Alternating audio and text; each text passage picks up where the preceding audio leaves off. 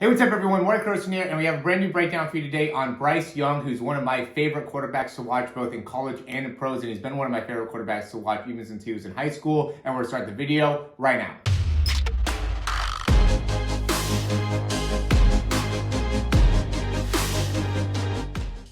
All right, so this is going to be against the Miami Hurricanes week 1, or I guess technically it might have been week 0. And we're just going to go over some of the best plays that he was able to make. The big thing that stands out with Bryce Young is really the mobility, right? So this is going to be the start of the video here, and we're just going to go through a few different throws and really go into what stands out, right? Because a lot of quarterbacks out there are in his general height range, right? So he's about 5'11", 6 foot. I've met him in person. He's around that range, and the big thing that I would say that separates him is quick release and just an unbelievable awareness when he's playing, right? So it's not that he necessarily has the most, strongest arm or the most accurate or anything like that. He gets the ball out of his hands quick and he has great awareness. So that's really what separates him. It's not his height, obviously. It's not his weight. And I know a lot of guys are the same height and weight as him, and still aren't going to get recruited by Alabama or really any Division I because of the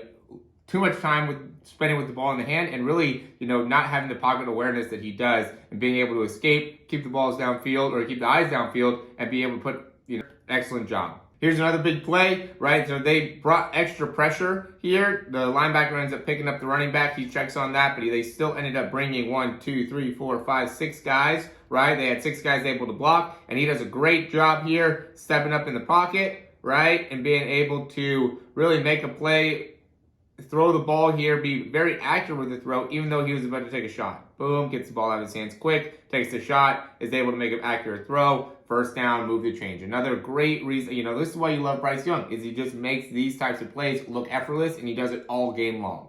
I'm going to quickly interrupt this video just to save like the information. Go ahead and click that thumbs up, subscribe down below, and we'll hop right back into it. So here's another one where they fake the zone read to like a screen type of play over here, right? And he doesn't like what he's got on this side, steps up in the pocket, rolls out to the left, and here he just creates space, right? So when he steps up right here, he could have just stayed in this position, right? But then this defensive end would have spun around and been able to make a play on him. But he's just aware and creates more space for himself by rolling out to the left, allows his receivers to be able to get open. He ends up running on this play, but it's a great example of him being able to create space, and he does that a lot, where he'll just go and, doesn't do the typical kind of just step up in the pocket and like hang out there, almost like a Tom Brady type of thing, but instead will go and create space for himself away from the defensive line, make it so he can see the defensive line, see the pressure, and still be able to allow his receivers to get open downfield and be able to make the throw. If he sees somebody open, obviously he'll throw it and he'll stop, but if he doesn't, he'll just keep separating himself from the pressure, which really gives a lot of opportunity for his receivers to continue to get open, which is why it's so difficult to stop the Alabama offense, is because he gives those great receivers so much time to be able to get open.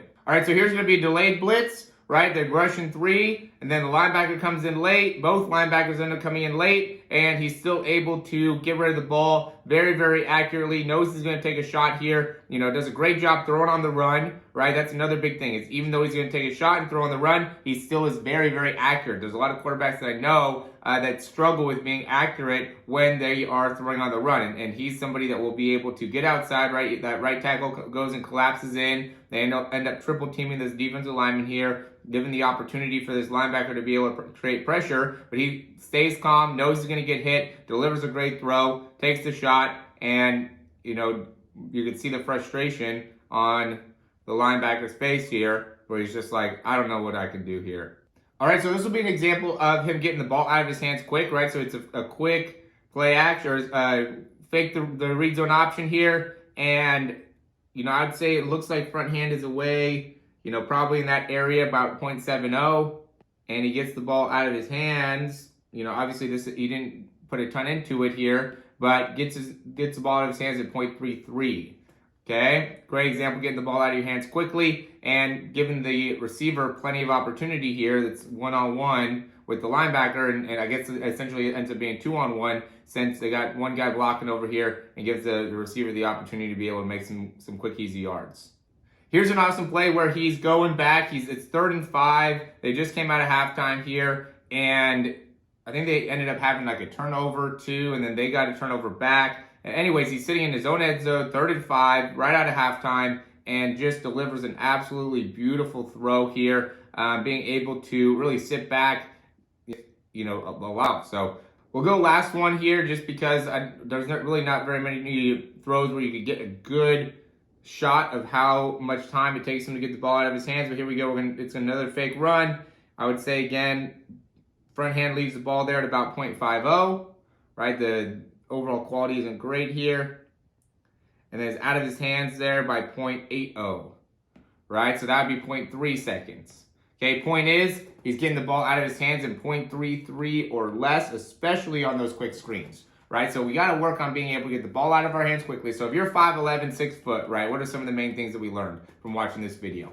Get the ball out of your hands quickly. Be able to throw on the run. Be able to create separation from the pressure. Yeah, he has a great offensive line, but the Miami Hurricanes have a great defensive line. They have great linebackers. There's a lot of great quarterbacks at Alabama that are behind Bryce Young, but the reason he's the guy is because he's great at being able to separate from the defensive line, being able to separate from the pressure. They can see that in actual practice, and you got to be able to work that. Just because your offensive line is really good or not really good doesn't mean that you can't create any type of opportunity for your receivers. Yeah, every time it's not going to work, but just to blame the offensive line is the easy way out as a quarterback, and then that ends up being the problem when it comes to why you don't get recruited, is because your offensive line is not great. And that, to me, is not taking full ownership of the situation, right? I don't disagree with the offensive line not being great. A lot of teams don't have great offensive lines, but your ability to get recruited at the next level is not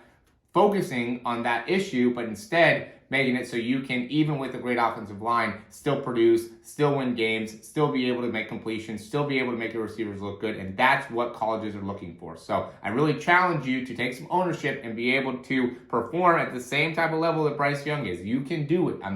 He had a great offensive line at Modern Day when he was in high school, but he also played at a Cathedral, which didn't have a great offensive line, and was still able to do a lot of the same type of things, if not even at a higher level, because the offensive line wasn't great, so he had to make even crazier plays. And so he's been a great quarterback for a long time, and the reason is because of his ability to get the ball out of his hands quick, throw on the run, and be able to create plays with his feet and give the opportunity for his receivers to get open. So as always, guys, thanks for watching. If you like the information, go ahead and click that thumbs up down below. Subscribe to the channel if you haven't already. And if you have any questions, comments, or recommendations, you can leave those down below. Check out our in-season throw program, our throw breakdowns. All those things are going to focus on how you can get the ball out of your hands quicker, how you can improve your throwing performance, how we can even look into what it is that you're doing within the game to be able to improve your overall performance, whether it is your dropbacks, whether it's your accuracy, get the ability to get the ball out of your hand quickly. All that stuff ends up being critical as a quarterback. So I want to be able to show you what some of the top guys do, so then you can relate to it. And I also, within the programs, will be able to help you in actually being able to achieve that level of overall performance in your throwing ability. So again, thanks for watching here. If you like the information, still watching now, click that thumbs up. That helps us out a ton. Subscribe to the channel, and looking forward to working with you more.